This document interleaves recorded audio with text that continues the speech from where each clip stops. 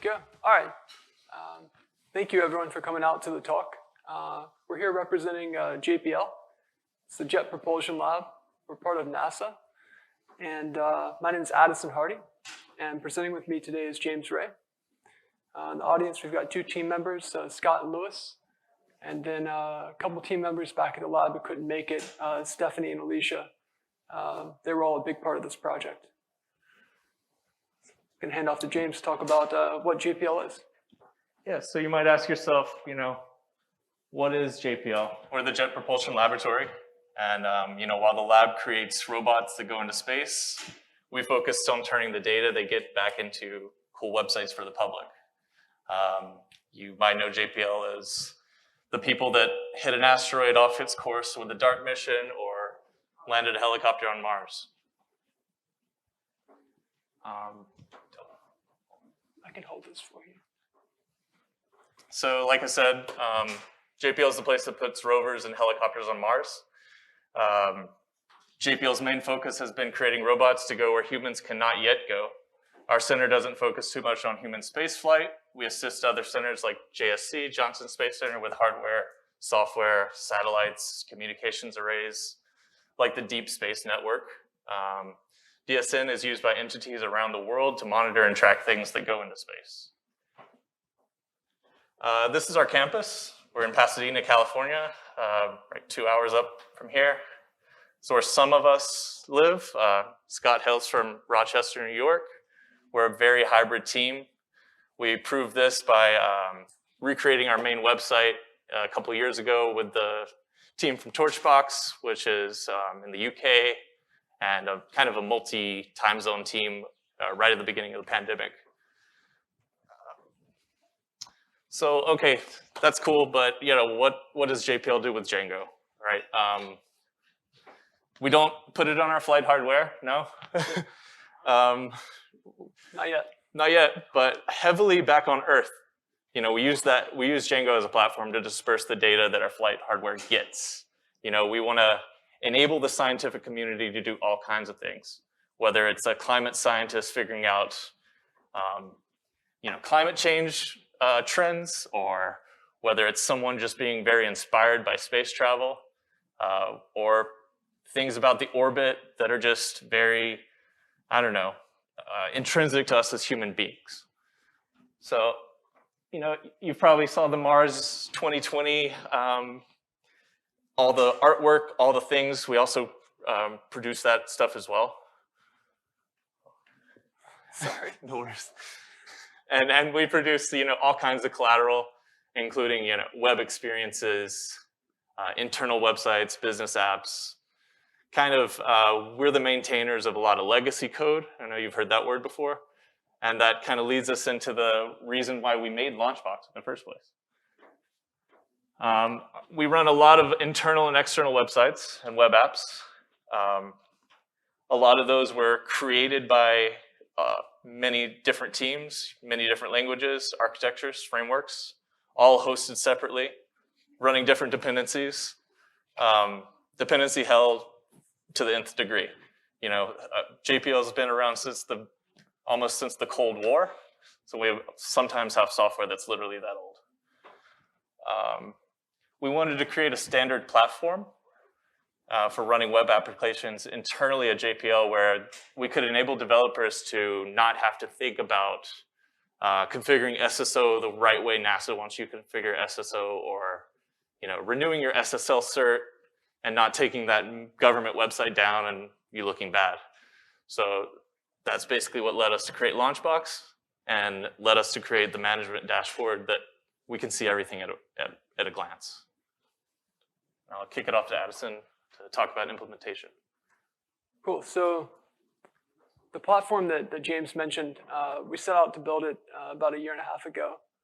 And we wanted to create sort of a standard CMS platform that could be used by different teams in the lab to create content websites.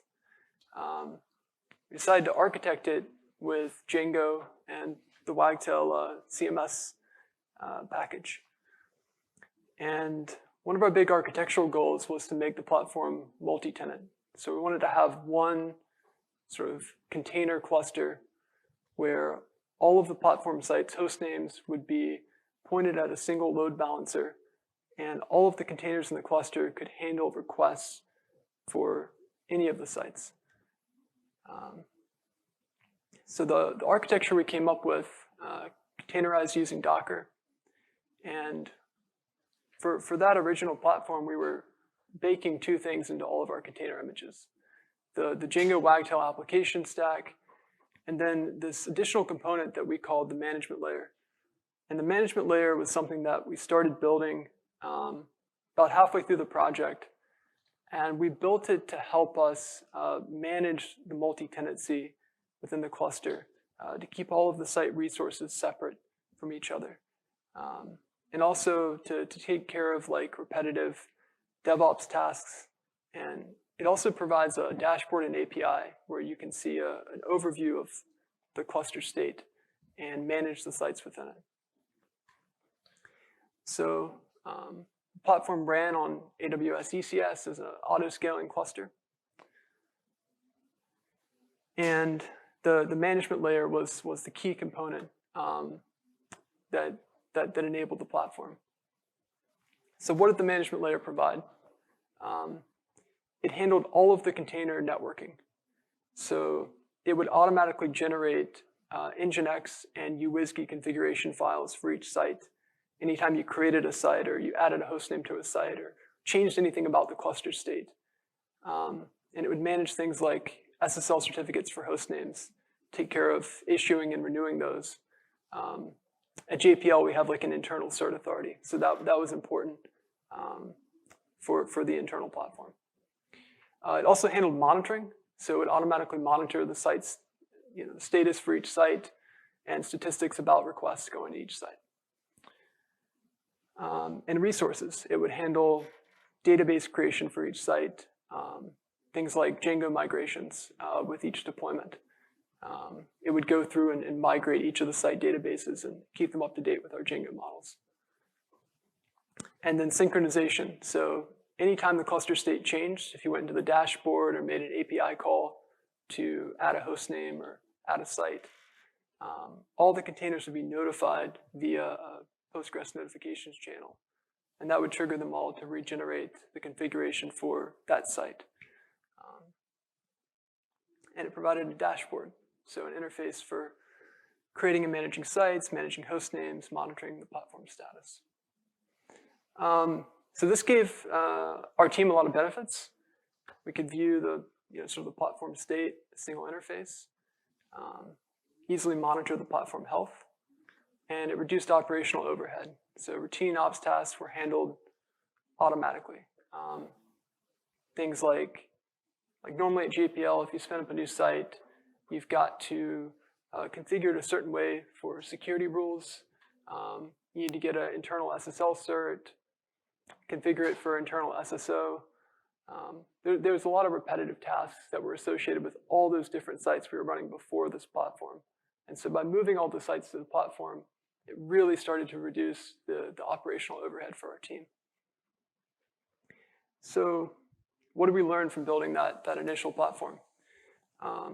It was a good fit for a lot of different sites that we were running before we built the platform. We were able to move quite a few of them into it. But it wasn't a perfect fit for all of those sites. Even after building the platform, we were still hosting some sites separately, mostly purely static sites and applications that had a lot of custom functionality that it didn't make sense to bake into this standard CMS platform. And all of those separate sites continued to have that high operational overhead. The management layer that we built had, provided a lot of advantages, but it was designed to run that one application type, the Django Wagtail stack, that particular code base. So we started thinking, could we extend this management layer and the dashboard and API to work with multiple different site types? So we started working on a new version of the platform, and we gave it a new name, calling it Launchbox. So Launchbox is a scalable platform for running multi-tenant web services. and you can run more than one web service at a time within the platform. Services are based on a repository URL, a branch name, and an environment name.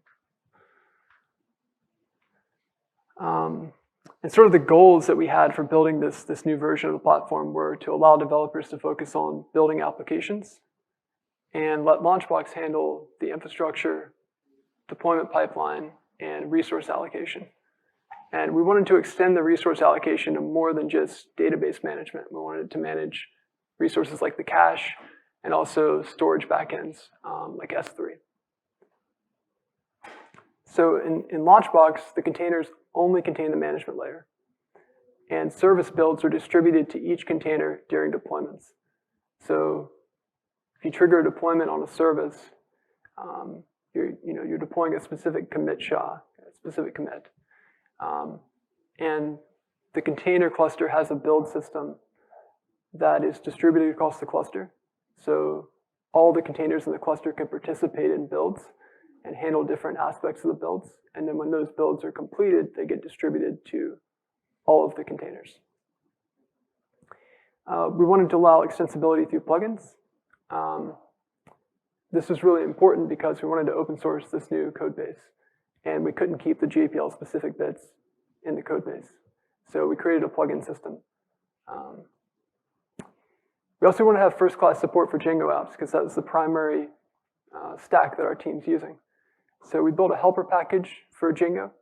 You can add it to any Django project, and it makes it really easy to configure that Django project to work with Launchbox resources. I'll talk more about that later in the presentation. Architecture-wise, so in the old platform, sites were always backed by the same service type. It was that Django Wagtail application. The new platform, you choose from the available service list when you're creating a site. And services can tell Launchbox how they want to be run with this config file called launch.yaml. So that limitation of the previous platform where it could only run the one code base, it's because the management layer was pretty tied to how that code base was set up. We switched to this new architecture where the service code base, you put this launch.yaml file in the root of a repo that you want to run. And it tells Launchbox about the environment variables your service needs, the resources and routes and things like that. So I want to give a quick demo of what the Launchbox dashboard looks like.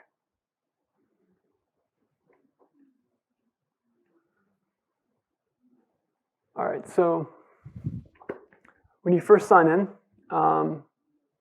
you land on this dashboard interface. You're going to land on the sites page.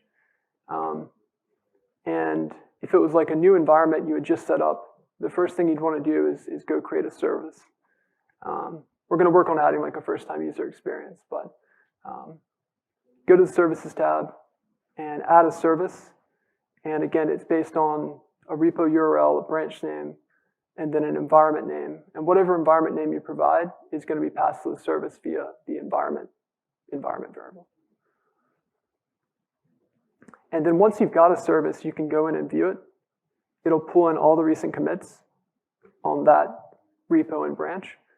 And then you can click a deploy button over here and deploy a commit. And then on the deploys tab, you can see we've got a new pending deployment. And you can view that deployment and watch it go through the different deployment steps. So this is the service part of the deployment. You can see it's cloning the repo, parsing the launch.yaml file. It sets up a Python virtual environment, installs Python requirements. And then once the deployment finishes, it automatically gets pushed to all the sites that use that service type. And over in the sites interface, that's where you can manage things like host names. You can go to the resources tab and see the resources associated with that site.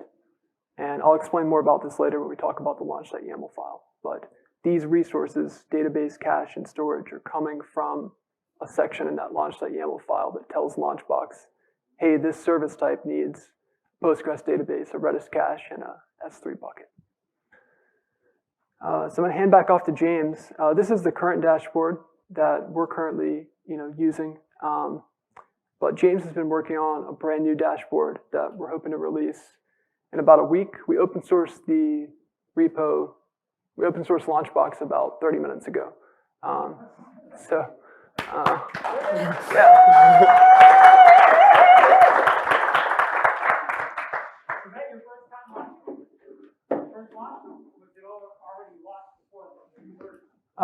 So we've just been using that original platform we built internally, and we're getting ready to in the next couple months switch that platform over to run on this new code base.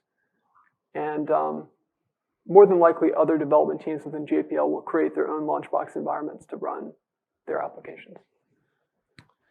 Yeah, so the new dashboard, we're trying to simplify things, make a kind of a growing event feed UI, less small buttons, bigger click points, more descriptive areas for like, at a glance data, really power user stuff. You can see your list of deploys, quickly see which one failed, dig in why, go create a new site, pick which service you want it to run on. A lot of the functionality hasn't changed, it's just kind of putting new gusto on it. We have a full API spec as well that lives within the dashboard. We're definitely looking for contributors, so feedback, contributions, the community to grow around this.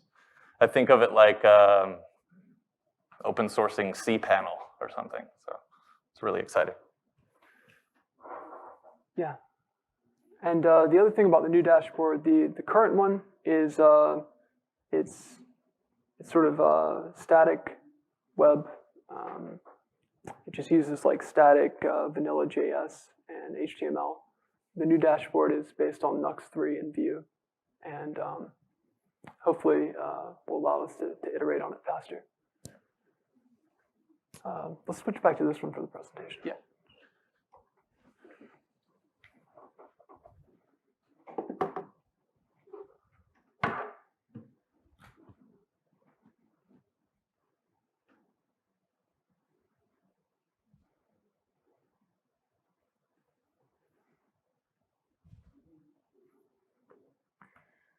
Cool. So the key aspect of the platform is really this launch.yaml file. That's the most important thing from the platform's perspective because it tells the platform how to run your site or your application. And it's also the most important thing from the end developer perspective because this is how you tell the platform how your application works and the resources and environment variables that it needs. So the launch.yaml file, it's got 5 sections.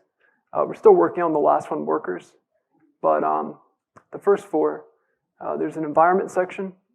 So you can provide base environment variables and then environment-specific variables. So an example of that might be in base, you have debug true, and then you have an entry for production with debug false. There's a resources section. There's a phases section. It's got 2 parts, service phase and site phase. Those run during deployments. So the service phase is going to run once. That's where you do things like install Python requirements. The site phase is where you do things like run database migrations. The site phase is going to run for each site that uses that service. And then routes is where you define network routes. So to sort of explain all that a little bit more, here's an example of the environment section. So I've got that whole debug true false thing going on, and then just an example variable. And everything that you define here is going to get passed to each of your sites that are running. So if we created a service that had this launch.yaml file and we set that environment variable to production, then it would be debug false and the example var value 1 would get passed in. The resources section, so each environment has a dedicated Postgres server, Redis cache, and an S3 API compatible storage provider. Locally, that's achieved with a Docker Compose file. It spins up Postgres server, Redis, and MinIO, which provides that S3 API compatibility.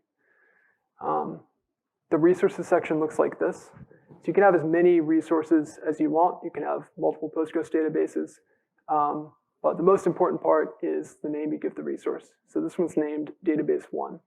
And that's how it's going to be referenced in your application.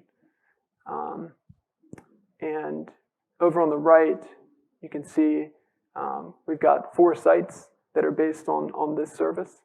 And so this launch.yaml file is going to yield 4 different Postgres databases that are named with the site ID underscore and then the resource name. And all that stuff gets created during a deployment if it doesn't exist yet. For the phases, in the service phase, we're installing Python requirements.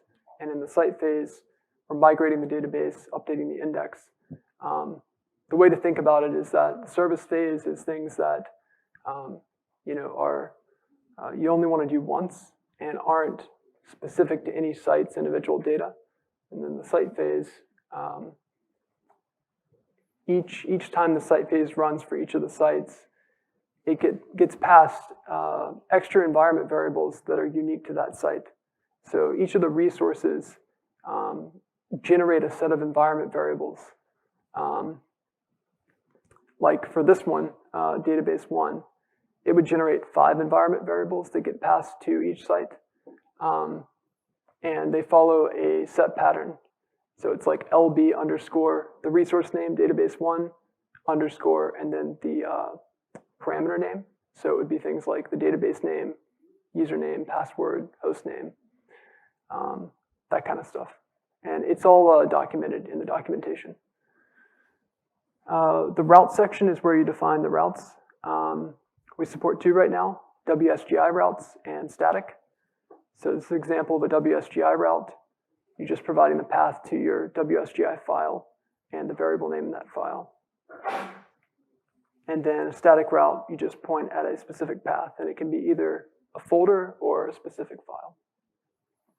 And then workers, we're still working on this, but it's going to allow you to run basically cron-like jobs.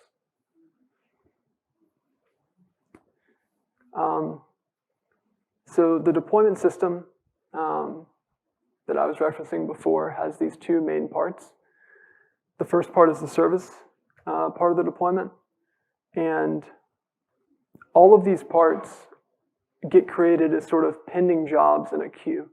So when you start a deployment, it's going to add a pending service deployment job. And then once that's finished, it's going to add jobs for each of that service's sites. And any of those jobs can be handled by any containers in the cluster that are not busy at the moment running another job. And it's architected in a way to be eventually consistent.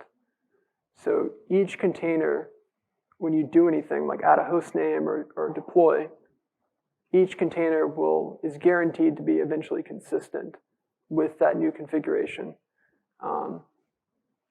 And that happens pretty quickly. The second part is for the sites.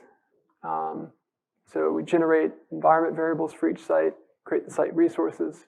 The way that works is if you've changed your resources section in your launch.yaml, if there's any new resources, or it's like the first time you're deploying, it's going to detect that those databases don't exist yet and create them.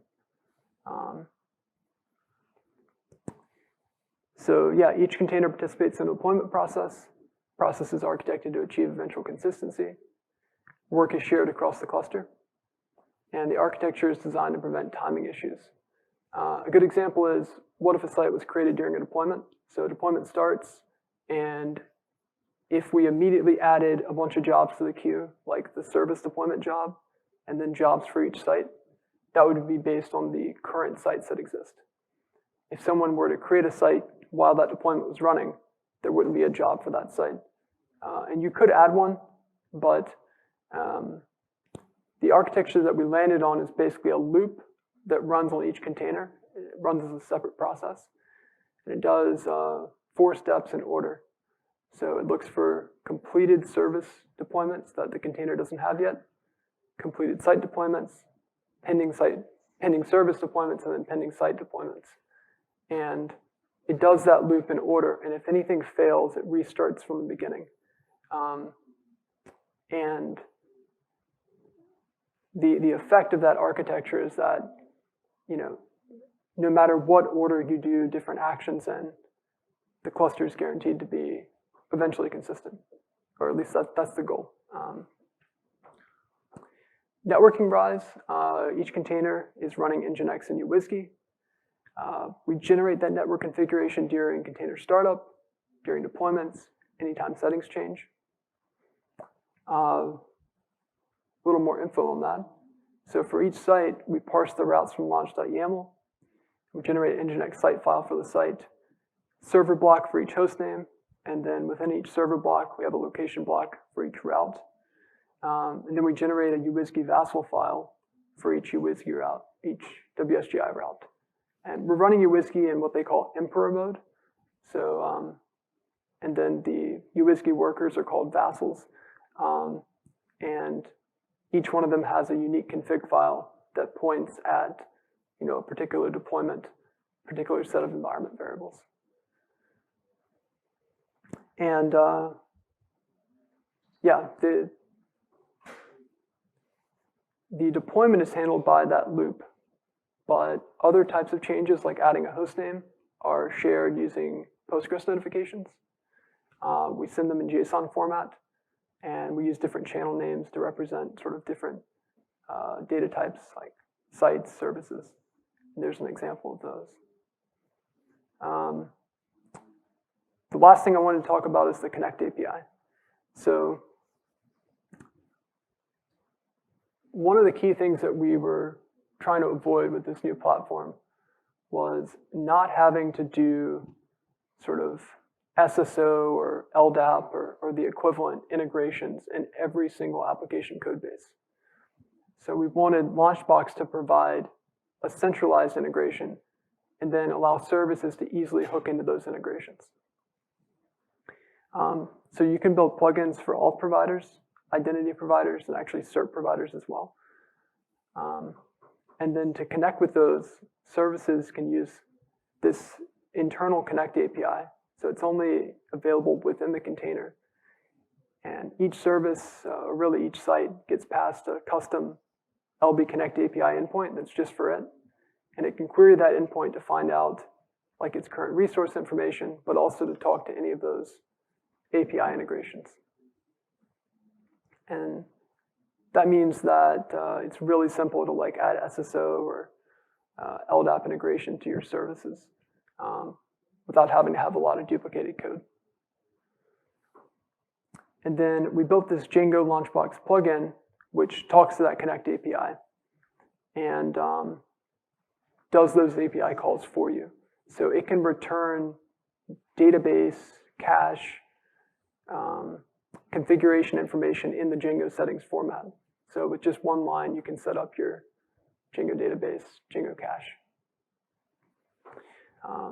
And yeah, it provides these helper classes. So resources is for configuring databases and caches and storage. And then 2 more classes to talk to identity or auth providers. It also optionally provides routes that Launchbox can use to query Django user data. So if you want Launchbox to be able to display user data within the central dashboard, you can enable these routes. And they work with any Django user model. And Launchbox can fetch, all of your users, create, update users from the dashboard. So what's next? We open sourced it. Where do we go from here? I think we want the workers, continue working on that, get cron jobs running, get it to where you can basically run your everyday application in there and maybe replace that with some system you're running today. We want to work smarter, not harder.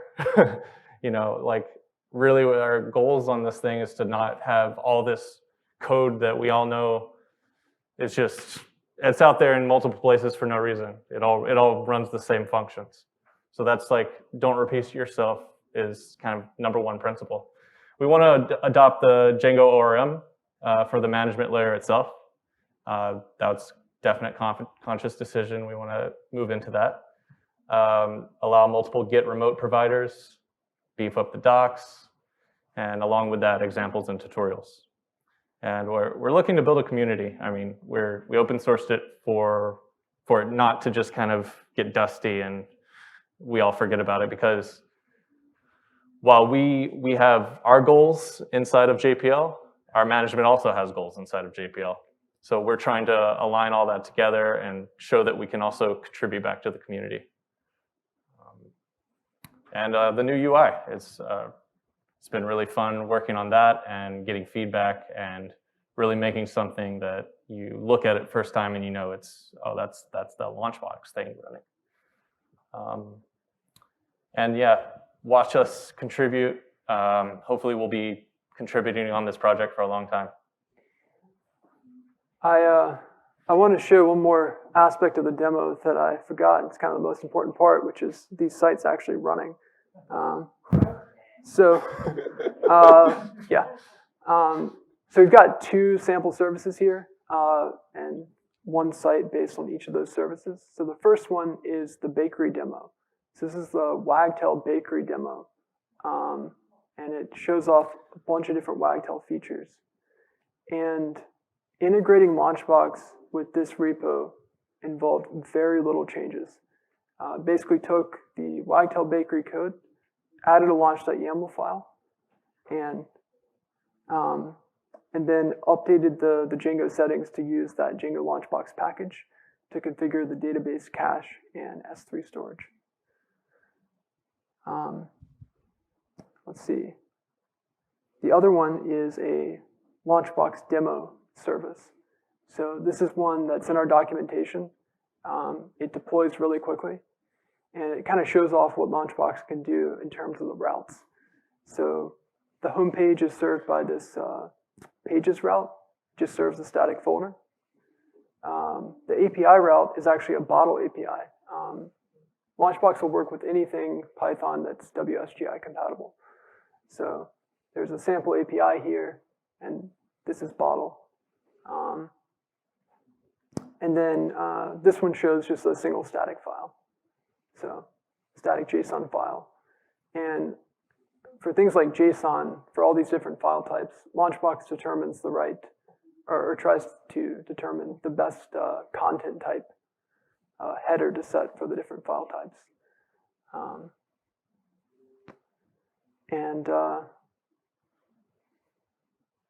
Yeah, so I just want to make sure I showed that.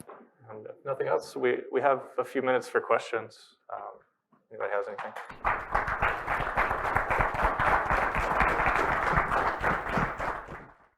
Curious, what open source license that you guys chose to use? MIT. How do you guys handle secrets management? It's a good question. So obviously you can't put the secrets in the launch.yaml file. We're planning to add a new tab to the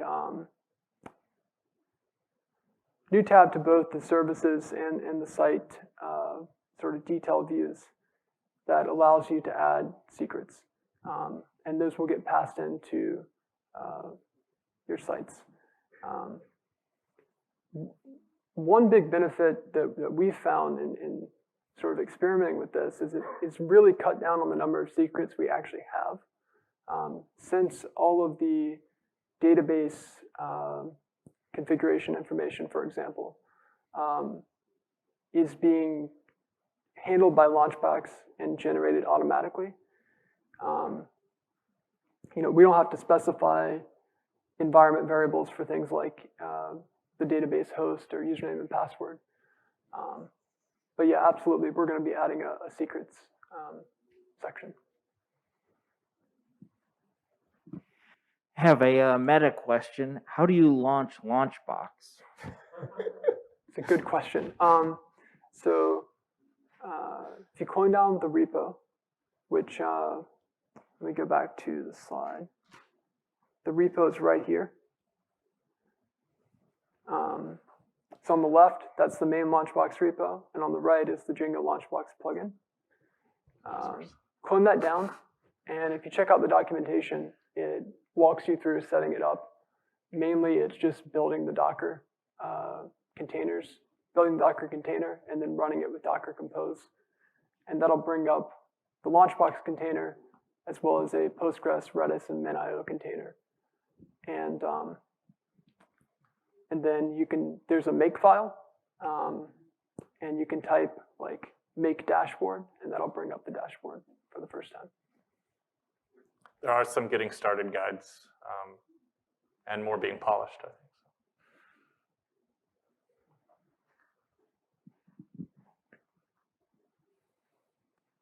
Yeah, looks very promising, thanks. I hope I didn't miss it in the presentation, but is it possible to use the system to manage multi-region deployments?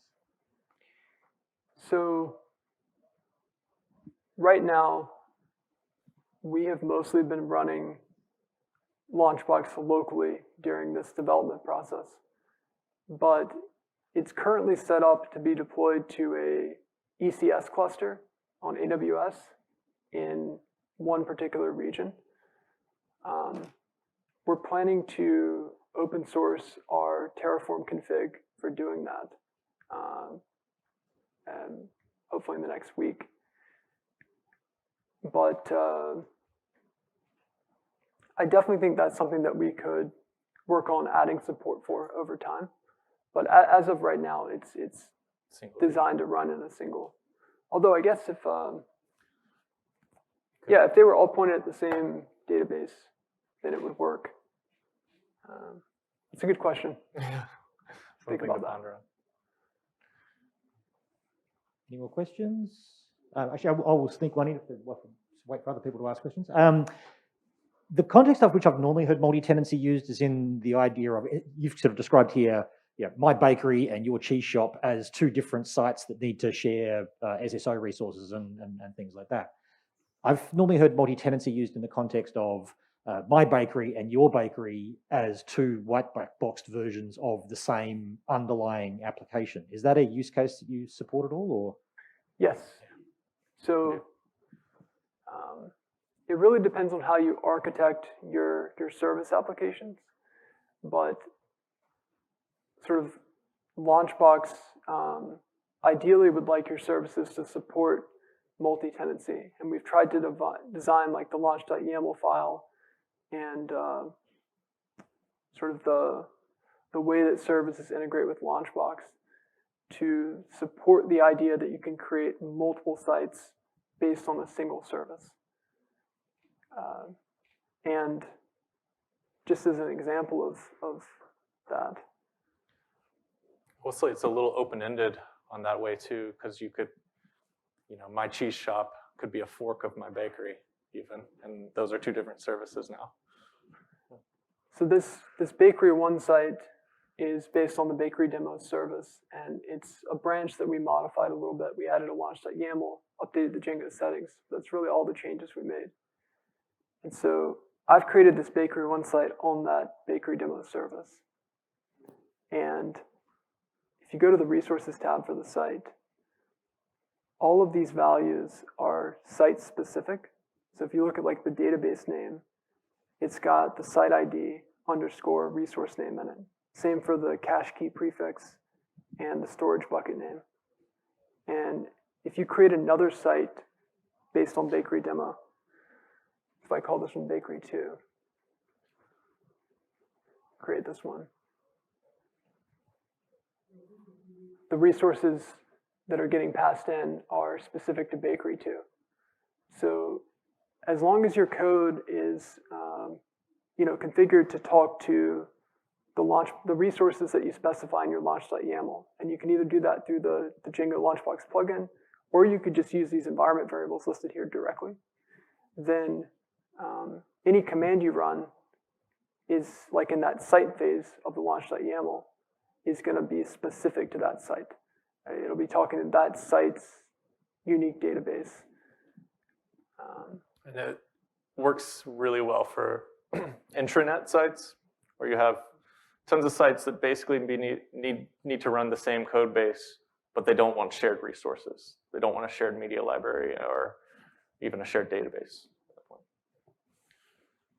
Any more questions? All right, in which case, thank you very much, James. Thank you. Thanks, everyone. And a small token of appreciation from the organizers.